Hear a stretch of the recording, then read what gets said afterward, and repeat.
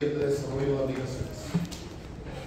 Para la entrega 2, aquí van a aparecer dos asignaturas.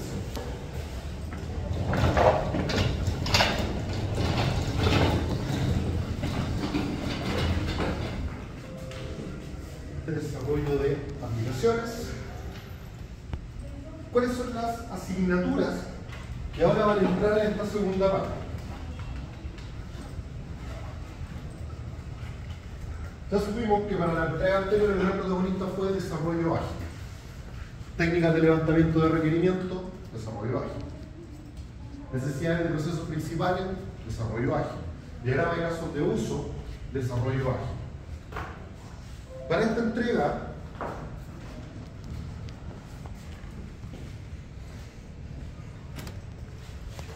vamos a seguir con desarrollo ágil.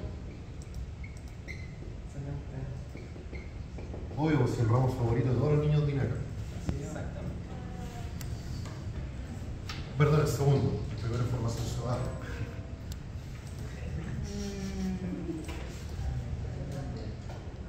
Ahora, ¿qué es lo que deben entregar? El primero, las famosas historias de usuario. En la primera entrega ustedes decían técnica de levantamiento y además hay un enunciado el cual menciona las cosas que debe contener el sistema que deben hacer. Si nos vamos a la metodología Scrum robó, sí, literalmente robó, una metodología de documentación de requerimiento que se llaman historias de usuario. ¿Qué son las historias de usuario? La historia de usuario, como su nombre lo dice, es tomar un requerimiento y contarlos como historia. ¿Por qué? Porque antiguamente, en las metodologías tradicionales, los requerimientos, ¿cómo se documentaban? El sistema debe contener un control de acceso. El sistema debe incluir un sistema de reportería. El software debe tener un mantenedor para registrar clientes nuevos. El software debe exportar reporte a Excel. ¿Por qué el cliente lo necesita? No tengo idea, porque alguien lo pidió. Entonces, ¿qué es lo que hizo originalmente XP? Porque XP, la metodología ágil de Spring Programming, es la que creó la metodología de la historia de usuario, darle un contexto al requerimiento. Cosa de que cuando el desarrollador lea el requerimiento como tal, tenga claro qué es lo que se tiene que hacer. Porque de ahí viene el concepto del valor. Entonces, cuando yo redacto, yo como tanto necesito esto por esto, yo estoy tomando un contexto con ese requerimiento. Yo ya sé por qué al usuario le sirve, yo también sé por qué es prioritario. Por eso se llaman historias de usuario. El primer objetivo de esta entrega, bueno, si lo vamos viendo con la pauta también va a ser más fácil. Profe, inicia la clase. ¿Ah? Inicia la clase que nos sale el Bueno,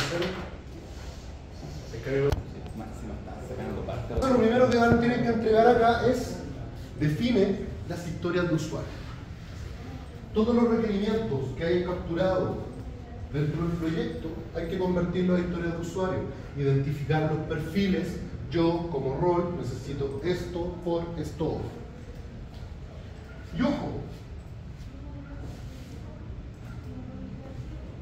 utilizando técnicas de priorización. Las historias de usuario no solamente basta con que las listen.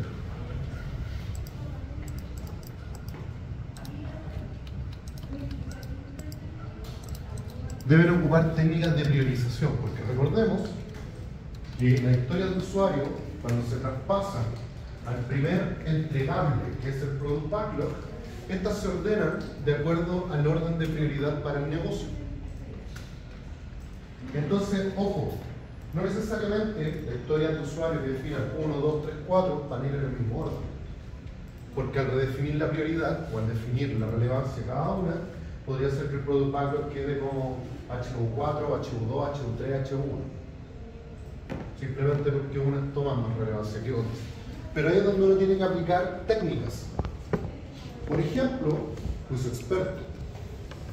Que el Product Owner decida, de acuerdo a su experiencia o de acuerdo a su criterio, cuáles son las más importantes. Hay unas técnicas, por ejemplo, la más popular, Mosco.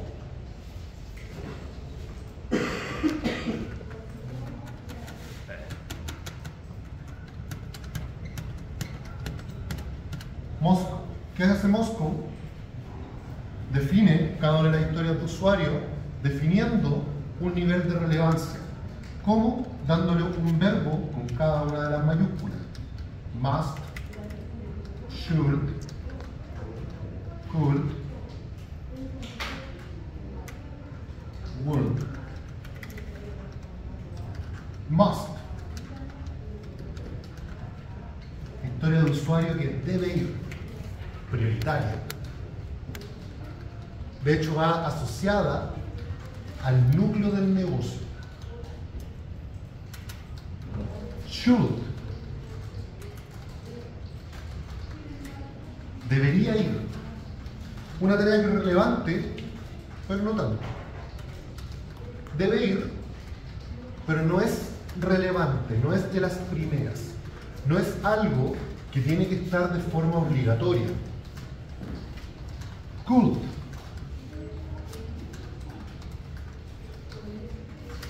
Podría ir. Una tarea técnicamente que le da un valor, pero es irrelevante. No es necesario que vaya, pero si tengo tiempo la agrego. Y would o would not. No deben ir. Tareas que no tienen ningún significado ni ninguna prioridad. Son tareas que no tienen de por sí ninguna relevancia. Por lo tanto, si una tarea cae o se considera como would o would not, significa que es una historia de usuario que debe ser descartada. Por lo tanto, a cada historia de usuario se le asigna un criterio. Must, si es prioritaria. Should, si no es tan relevante, pero igual debe ir. Could, podría, que una tarea que puede ser necesaria agregar, dependiendo del criterio. Y would, una tarea que no va. Así, me voy a ver cómo lo tengo. Así que esas son las. Existen otras, mapa de calor, análisis costo-beneficio, por lo general la más típica es Moscow, pero ahora ustedes pueden investigar, pueden ver y ocupar una que se acomode. Yo no lo puedo obligar a usar Moscow o cualquier otra. Ahí ustedes ven cuál es la técnica que más les acomoda. Así que ese es el primer punto que se evalúa de la segunda entrega. Convertir los requerimientos a historias de usuario y además ocupar alguna técnica de priorización. Sobre el primer punto, ¿alguna duda? Bien. Juicio experto es... El juicio experto en la según gestión de proyectos es que en base a tu experiencia tú determinas. Sí, Como la economía, yo invento. Sí. Más que tú inventas, tú determinas la prioridad. O sea, invento. Claro. Porque no tengo experiencia, por eso. Claro, invento. ¿Así de fácil? Sí. No creo. Tiene que tener algo. No hay ni una base para justificar mi juicio. Ahora, ojo, si no eres experto, no se recomienda el juicio de experto. Yo diría que recomienda Pero... técnicas como Moscow, como mapa de calor, como análisis costo-beneficio. Ahí después voy a explicar algunas técnicas. Y como la otra está medio desordenada, voy a mostrar el último punto. Porque en realidad es el segundo. Desarrolla el Product Backlog. El primer artefacto que Scrum define como resultado del Sprint 0. El Product Backlog es técnicamente, Scrum lo define como el listado de historias de usuario ordenadas por prioridad y valor al negocio. Dice desarrollar el Product Backlog asignando tiempos de ejecución. Cuando se hace el Product Backlog es más general. Ustedes pueden definir historias de usuario, por ejemplo, que van a durar 2 semanas, 3 semanas, 5 semanas. Entonces el objetivo es que cuando después del Sprint Planning se haga el Sprint Backlog, ustedes lo armen en base a la duración por semana de cada historia de usuario como tal. Ojo, el Product Backlog es menos detallado que el Sprint Backlog, porque en el Product Backlog solo listamos las historias de usuario. En el Sprint Backlog se genera el detalle de actividades necesarias para levantar la historia de usuario como tal.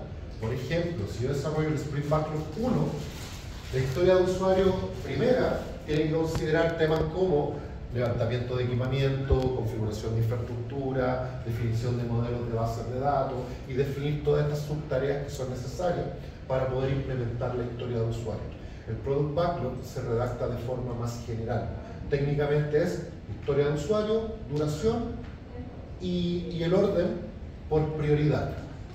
Al tope, las que tienen más relevancia para el negocio, y de ahí vamos bajando hasta la última, que es la que tiene menos relevancia para el negocio. Esa es la función del Product Backlog. Por lo tanto, el segundo punto, o quinto para la pauta, desarrolla el Product Backlog asignando tiempos de ejecución. Sobre el segundo punto, ¿alguna duda? De arriba hacia abajo, por prioridad. Por prioridad, ojo, prioridad de valor para el negocio. Cuando hablamos de valor no significa valor económico, sino que valor casi sentimental, de a lo que tú le das más relevancia. Visión. Justa, visión y todo eso. Arriba es lo más importante, que me perdí. Va ordenado desde la más relevante hasta la menos relevante. Por ejemplo, si aplicas Moscow, La M. van primero las tareas must, should, could. Las won't deben ser ignoradas por razones obvias. ¿No se ponen en el caso? No, porque si no deben ir es porque las descartaste. Si van en el Product Backlog es porque se tienen que implementar. Dígame. ¿Podría dar ejemplos con una representación que tenga en mente? ¿De ejemplo de qué? De usuario.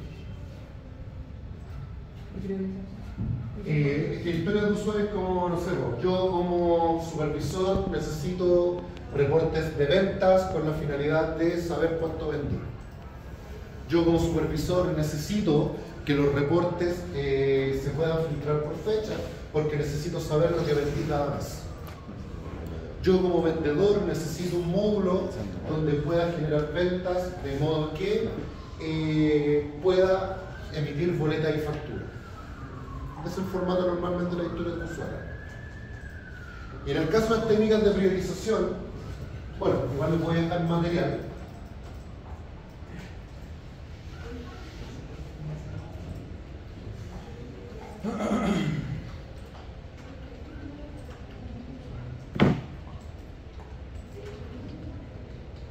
Material de apoyo entregados. Ya, ahí les dejé publicado un artículo el cual habla de las distintas técnicas de priorización. Entonces, por ejemplo, bueno, dar una introducción, tanto. Por ejemplo, técnica de clasificación de lista. Dice, una técnica más usada y no requiere ningún tipo de entrenamiento porque técnicamente el juicio es experto. Hago una lista con la historia de usuario y voy definiendo cuál es más prioritaria y cuál no, según mi criterio. Ahora, si quiero efectuar más técnicas, Business Value and History Points. ¿Qué significa? Hacemos una tabla, por ejemplo, del 1 al 10 y definimos por cada historia de usuario y le damos un Business Value y un History Point. ¿Cuál es el Business Value? Del 1 al 10, ¿qué tan prioritaria es esa historia de usuario? Siendo 1 bajo, 10 alto. Ojo, la tabla la definen ustedes, 1 a 10, 1 a 5, etc. ¿Y qué es el History Point? El History Point es el enfoque técnico. Ya, perfecto, para el cliente es prioritario, pero ¿qué tan compleja es para mí implementar o desarrollar esta tarea? Entonces, si tengo una tabla de 1 a 10, defino 1, tarea fácil de implementar, 10, tarea sumamente compleja. Y por lo tanto, cuando yo pesco el Business Value y el History Point, pesco cada uno de los valores y los divido. Divido Business Value dividido History Point, y eso me va a dar un factor de ponderación. Las que tengan los números de ponderación más altos son las tareas más prioritarias. Las que tengan los puntos más bajos o ponderación más baja son las que se tienen que dejar al final. ¿Por qué? Porque eso permite dar un equilibrio entre la necesidad del negocio versus facilidad de implementación.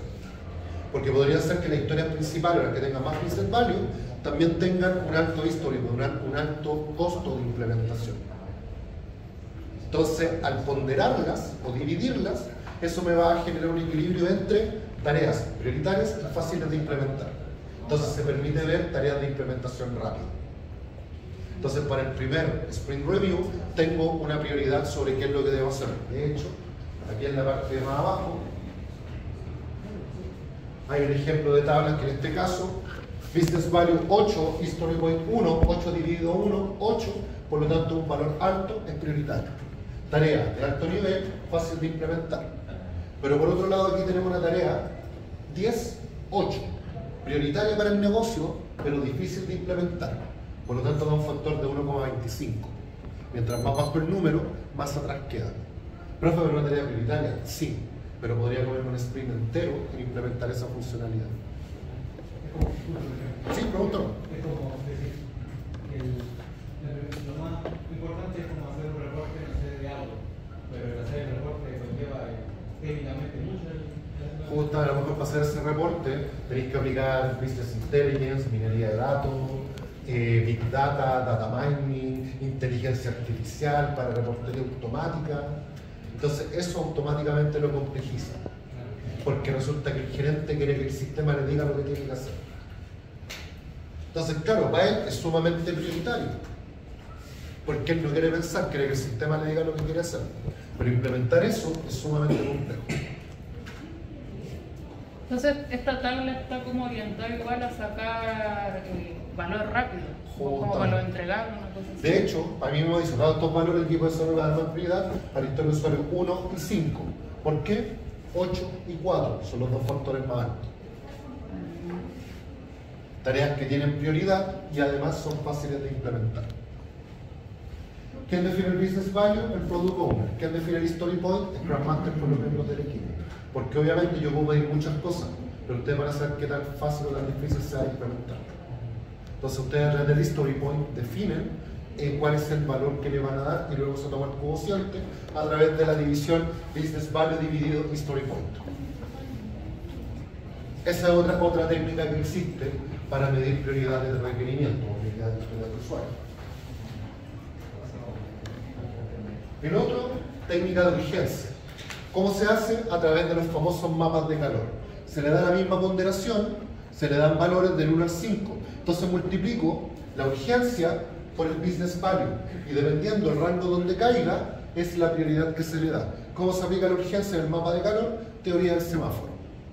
Rojo, detenerse, porque es grave. Amarillo, naranjo, uno decide ir al semáforo si acelera o frena, dependiendo de las condiciones del entorno. Si yo veo que la frenada no me va a dar, voy a pegar el acelerado. Si tengo el espacio para poder frenar sin causar un choque o que salga humo de la rueda, freno. Claro, y atropello. Todas son como que la ducha y el GTA. O si no, verde, continúo porque no hay un riesgo por detrás, no hay una urgencia.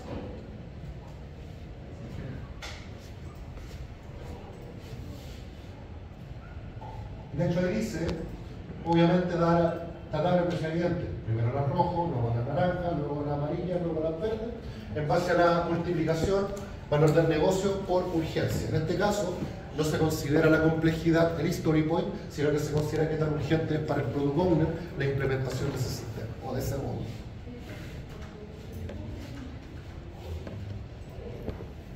Más abajo, must. Must, should, could, want. ¿Qué es lo que especifica? Hay must. Esta funcionalidad debe estar, sí o sí. Should, debería estar. ¿Es prioritaria? Sí, pero no tanto.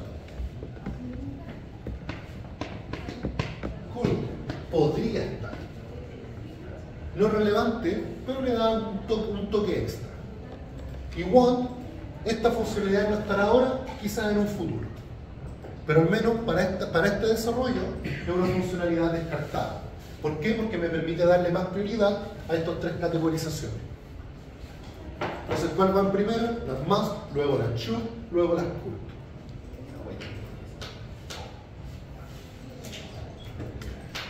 Basado en riesgos. Eso ya va más aplicado en el tema de seguridad. Entonces se analiza cuáles historias de usuario tienen mayor riesgo que otras Entonces podría ser, por ejemplo, si hay documentación o no hay nada, si el equipo de trabajo tiene las condiciones de implementarlo, o vamos a tener que ir aprendiéndolo en el camino. Entonces se van definiendo esos riesgos y se definen de acuerdo al modelo basado. Nos vamos casi a la segura, una mezcla entre business value y story point, pero considerando el factor riesgo, no el factor complejidad. Lo mismo que preguntaba su compañero adelante. Pucha, yo puedo implementar una cuestión con inteligencia artificial y con minería de datos. ¿Cuánto sé de minería de datos? Entonces, si sé de minería de datos, bacán, pues implementémosla. Si no sé de minería de datos, es un riesgo, porque significa que mientras estoy en el sprint, voy a tener que tomar un curso de Udemy, ver videos en YouTube, y en eso tengo el mismo tiempo de desarrollo. O sea, tengo que aprender y producir. Por lo tanto, ya estoy en un riesgo de potencial atraso.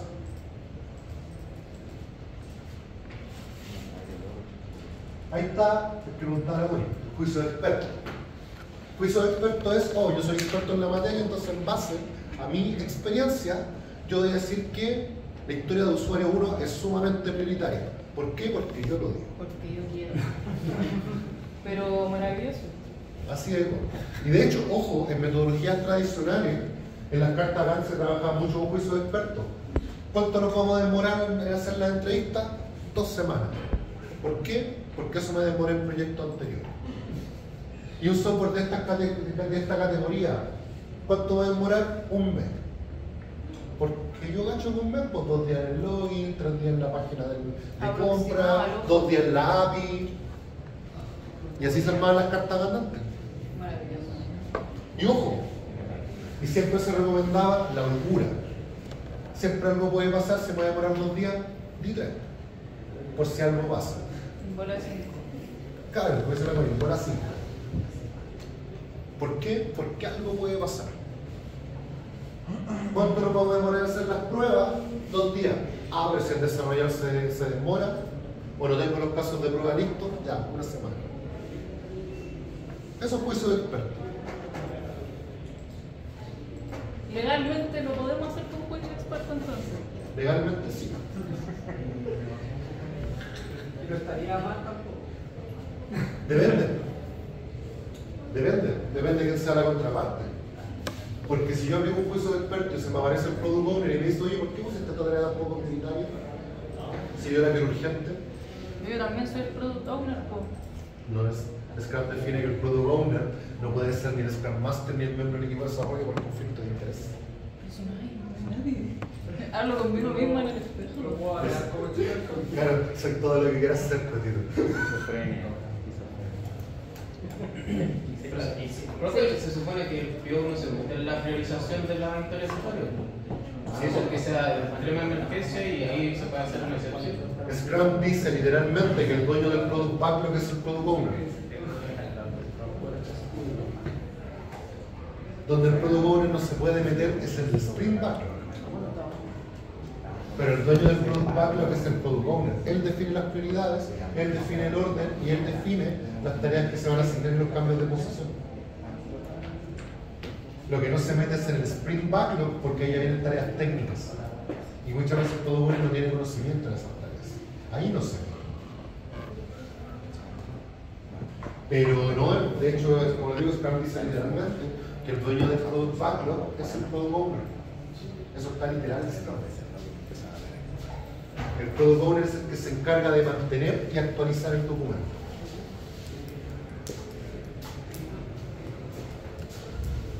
Bueno, hay otro modelo Kano que se utiliza, que ya es más técnico porque evalúa funcionalidades, matrices de priorización.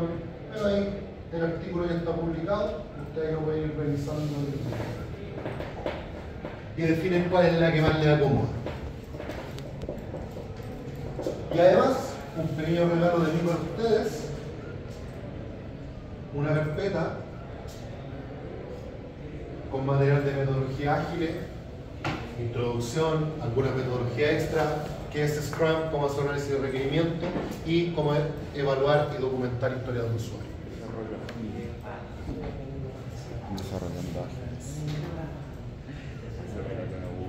Entonces, punto 1, historia de usuario, técnicas de priorización. Y punto 5, Product Backlog. ¿Alguna duda?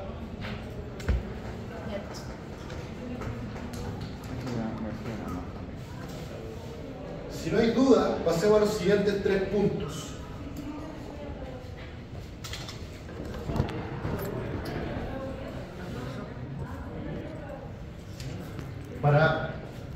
¿Cuál es ahora la segunda asignatura que se invoca? Con gran parte de lo que están sentados al frente mío, recuerdos de Vietnam. Fundamentos de hardware y software.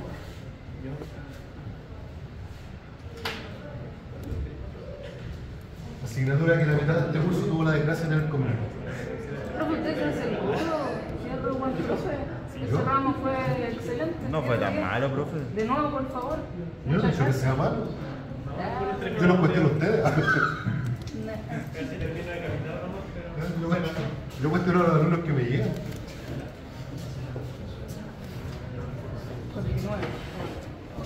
Y la segunda, porque van de la mano,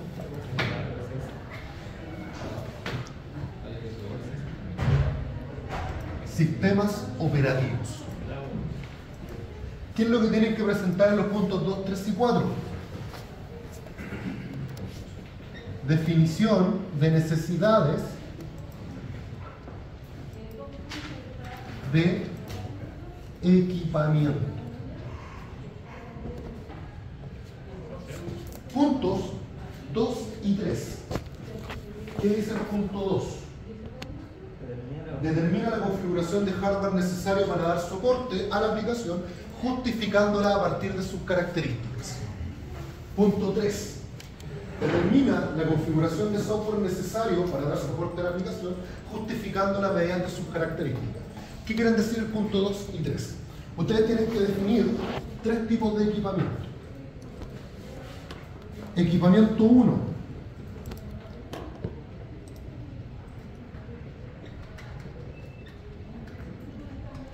Desarrollo. ¿Qué tipo de equipamiento necesitan ustedes para desarrollar esta aplicación? A nivel de hardware y a nivel de software. ¿Cuál sería el computador más idóneo para ustedes? Ojo, desde una perspectiva técnica. Porque si ustedes vean que el computador más idóneo para ustedes es un Threadripper de 24 núcleos con una NVIDIA RTX 4090 con 228 GB de RAM, el GTA 6 va a correr la raja, pero para una aplicación en Python es un exceso.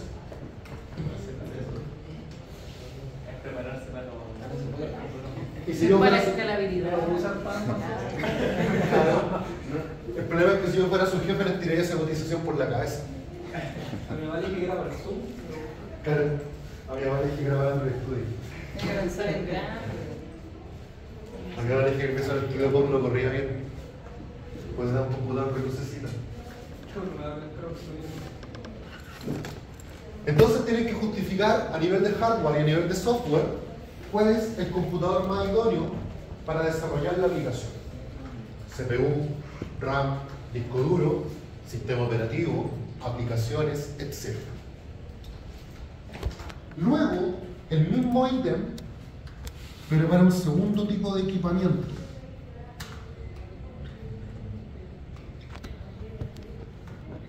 Cliente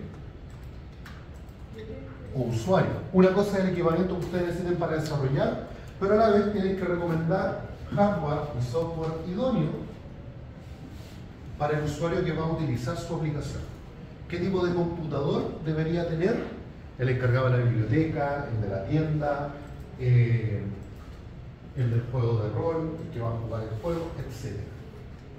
¿Qué tipo de equipamiento? Es como cuando uno va a descargar algo y lee los requisitos mínimos.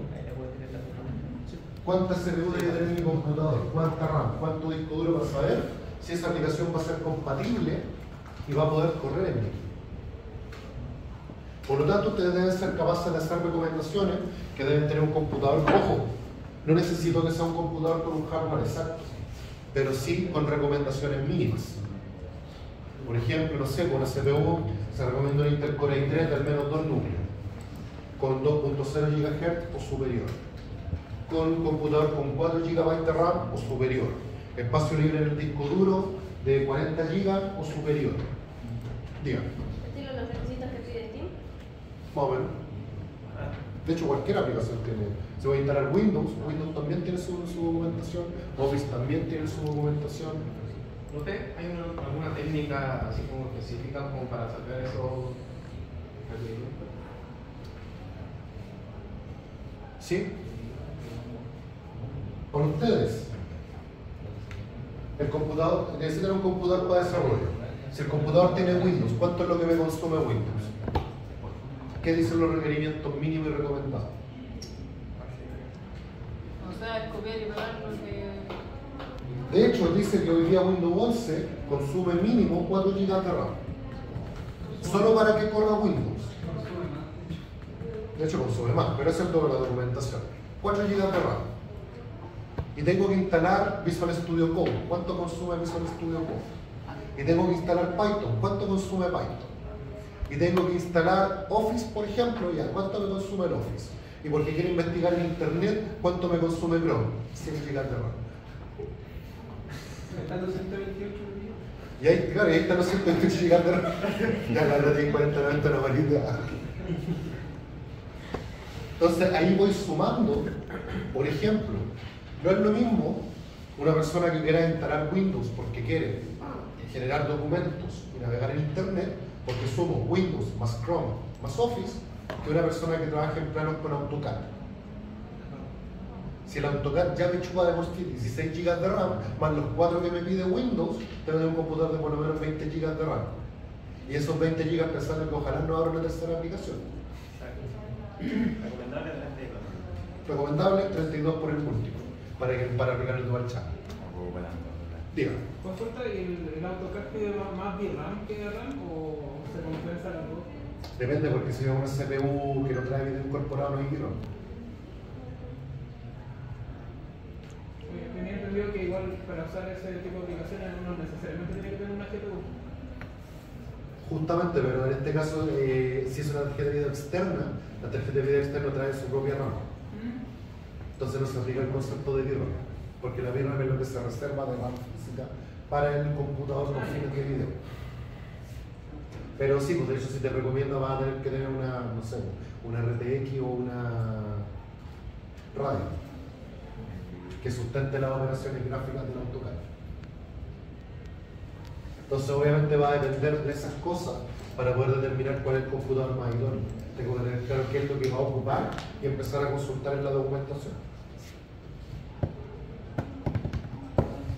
Ojo, en esas dos entra fundamentos de hardware y software.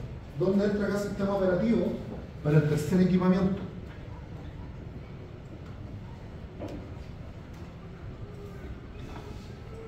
Infraestructura. O, en palabras simples, el servidor que va a albergar la aplicación.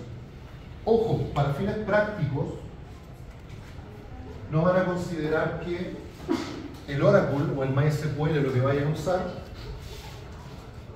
no va a estar alojado como localhost, va a estar en el servidor. Por lo tanto, van a tener que considerar para el servidor la base de datos, el servicio, en este caso, que va a alojar la aplicación para poder conectarse, como también algún otro servicio o protocolo que necesiten levantar de acuerdo a los requerimientos, DNS, DHCP, algunos pueden irse en la bola y no sé, poner confirmación por correo electrónico, entonces tienen que levantar un SMTP, algunos van a querer, no sé, decir que quieren monitorear de forma remota el equipo porque la empresa la retaguardia y quieren hacerlo desde su casa, tienen que levantar un SSH, o van a levantar un FTP para intercambio de archivos. Entonces ahí tienen que definir primero qué tipo de sistema operativo le van a instalar. Recordemos que existen dos tipos, los de escritorio y los de red. ¿Cuál es la diferencia? Que el de escritorio se utiliza en computador básico, Windows 7, 8.1, 10. Y esos sistemas operativos son monusuarios, solo un usuario puede estar conectado. En los sistemas operativos de red son para servidores porque son multiusuarios, permiten muchas conexiones de forma simultánea. ¿Puedo levantar un servidor con Windows 10? Sí, puedo. ¿Cuál es el problema? que una persona que se meta le bloquea el acceso al resto.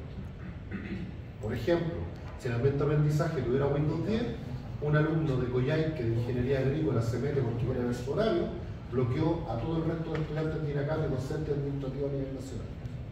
Porque está ocupando solo ese slot de conexión. ¿Qué tengo que hacer para que eso no ocurra? Windows Server, Linux. ¿Por qué? Porque son sistemas operativos de red y por ende son multiusuarios. Por lo tanto, el servidor, ¿qué le vamos a instalar? ¿Windows Server o le voy a instalar un Linux? ¿Qué Linux? Un Red Hat, un CentOS, un Debian, un Fedora, un SUSE, la distribución que sea. ¿Qué servicio vamos a levantar? ¿Cómo vamos a alojar el servicio en el requerido? Y obviamente, ese servidor debe tener al menos el doble de hardware que el equipamiento de desarrollo y que el equipamiento de cliente. Porque si tiene la misma capacidad de hardware, va a estar saturada por los tipos de conexión. Va a estar limitada a cuántas personas se pueden conectar. Ojo, voy a asumir, por lo que vieron el sistema operativo, que la infraestructura la van a evaluar como física. O por nombre técnico, on-premise, local. Porque si alguno de ustedes se quiere ir a cloud, no tengo ningún problema. Pero ustedes todavía no tienen una asignatura de cloud, de hecho están en quinto. Pero si ahora sí quieren meterse a cloud, pueden hacerlo. Pero me van a obligar a evaluarlos como que hubieran tenido cloud. Entonces, si alguien quiere poner Amazon Web Service, yo les voy a corregir como que supieran de Amazon Web Service. Y voy a empezar a preguntar por la instancia S2, por el S3, voy a empezar a preguntar por el CloudWatch, voy a empezar a preguntar por herramientas como el Certificate Manager, el AWS Shield, y si no saben lo que es, no es mi problema. ¿Por qué? Porque ustedes se metieron en ese campo.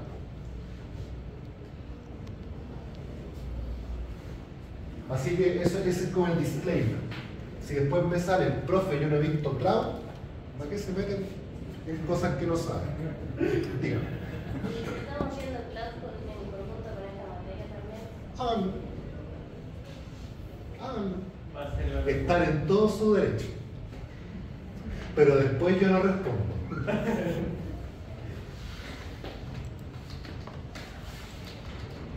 Ya me pasó una vez en una tesis que los alumnos dijeron que habían implementado su proyecto en AWS. Perfecto, fase pregunta. ¿Qué servicio de AWS implementó? Me quedaron mirando porque no conocían ninguno, pusieron AWS porque sonaba bien. ¿Sí? Pero ni siquiera el S2. No conocían ninguno.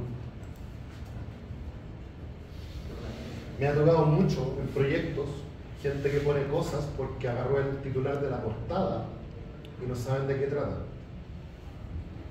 Gente que me ha hablado, yo implementé la ISO 9000 en mi proyecto. ¿Qué parte de la ISO 9000 tomaste? ¿Sabéis por lo menos de qué trata la ISO 9000? Calidad. Ya, pero ¿qué tipo de calidad? No, de software. La 9000 no evalúa calidad de software, evalúa calidad de proceso interno. Y ahí es como donde empiezan a caer. Así que reitero, yo voy a asumir, porque sistema operativo, bueno, hoy se la ayuda y Ramos que a lo mejor están tocando temas de cloud. Yo voy a asumir, me voy a quedar con la parte de sistema operativo que lo ven con virtual. Y eso lo pueden traspasar a un servidor físico. Y yo me voy a quedar con eso. El que quiera meterse en cloud puede hacerlo. Pero se arriesga que yo dicto la asignatura de cloud y soy certificado Amazon. Así que técnicamente no me van a meter el boca baja en el ojo.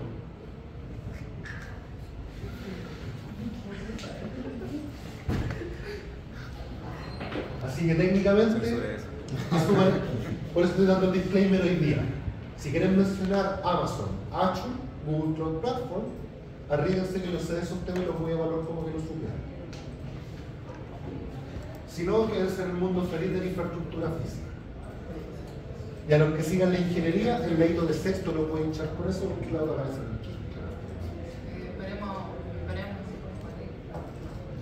Entonces, esas son las tres características que tienen que venir. Definición de necesidad de equipamiento. A nivel de desarrollo, los computadores de ustedes. A nivel de cliente, qué tipo de equipamiento necesita el cliente. Y a nivel de infraestructura o el servidor que necesita para poder implementar. El punto 3 evalúa configuración de software. El punto 2, configuración de hardware. Y el punto 4, completa el documento orden de servicio, donde mismo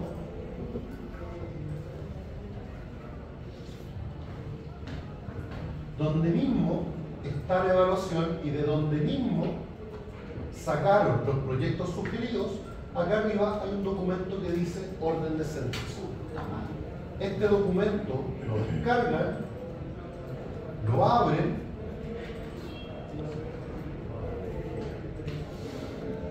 y lo llenan.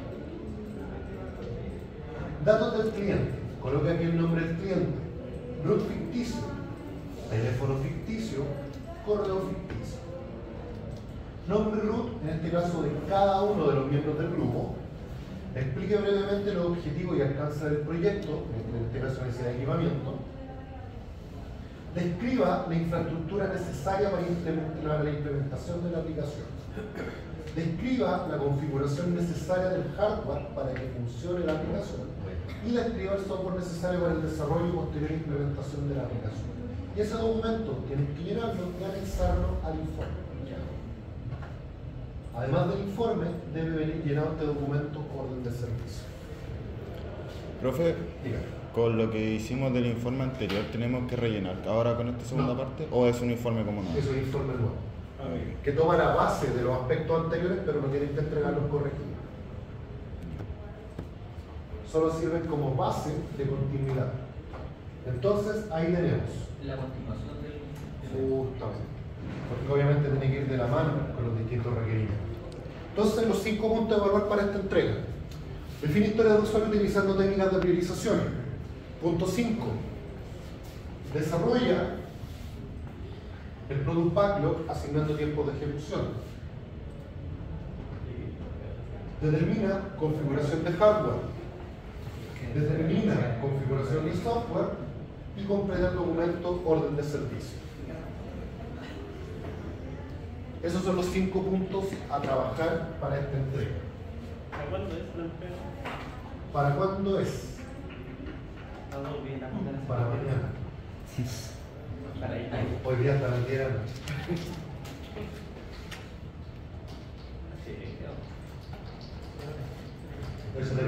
De hecho tenían para terminar la clase de entrega.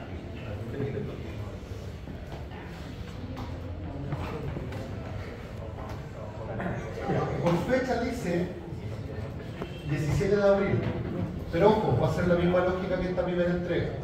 El 17 de abril queda para resolver dudas, de hecho queda hoy día 10-17 y la clase del 24 se entrega igual que hoy día antes de partir la clase. Y la clase del día 24 y la dejamos para la tercera parte.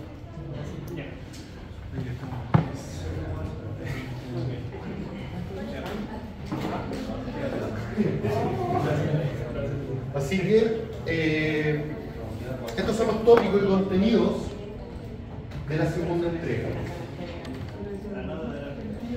Hasta acá, ¿alguna duda, consulta? ¿Qué?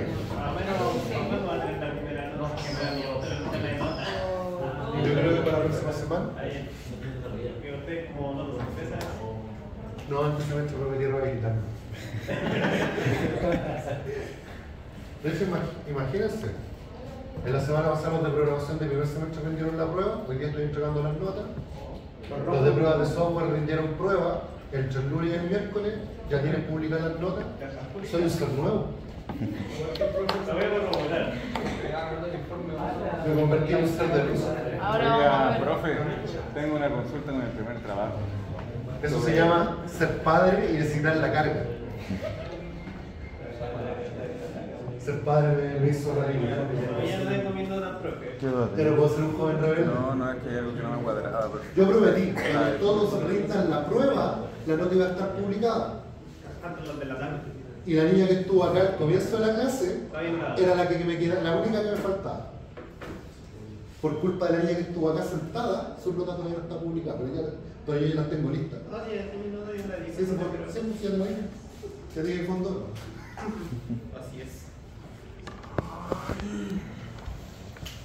Así que ya, dudas reales. No, porque es el primer trabajo.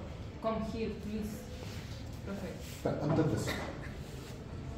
Por si acaso, le voy a dejar pasar la lista. El que quiere querer libertad, desde este momento puede hacerlo. Los que tengan dudas, pueden quedarse hasta 20 minutos.